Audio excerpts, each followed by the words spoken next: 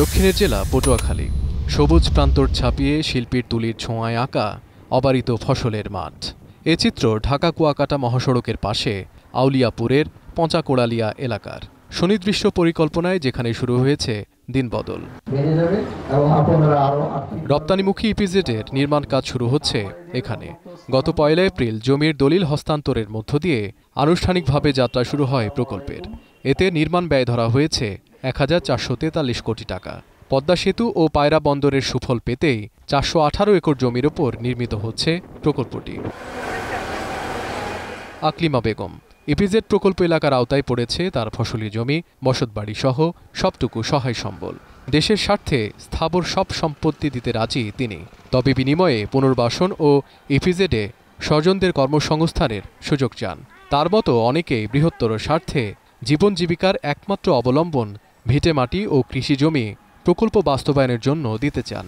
তবে এজন্য জমির উপযুক্ত মূল্য, চাকরি এবং বাসস্থানের দাবি তাদের।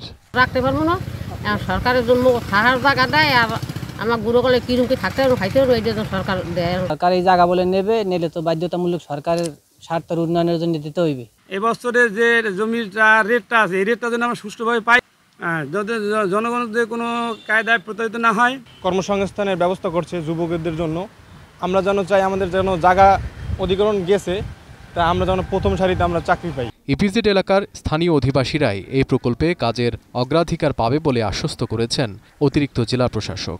এই ইপিজেডের আশেপাশে যারা, তারাই অগ্রাধিকার পাবে। তো এদের এতগুলো মানুষের কর্মসংস্থান, অর্থনৈতিক উৎপাদন, এটাকে ঘিরে সামগ্রিক একটা জীবনযাত্রা পরিবর্তন হবে। কাজের মেয়াদ ৩ বছর হলেও শুরুর বছরে প্রকল্পের প্রাথমিক কাজ শেষ হবে। প্রকল্পের কাজ শেষ হলে অন্তত ১ লাখ মানুষের কর্মসংস্থান হবে বলে আশা করা হচ্ছে।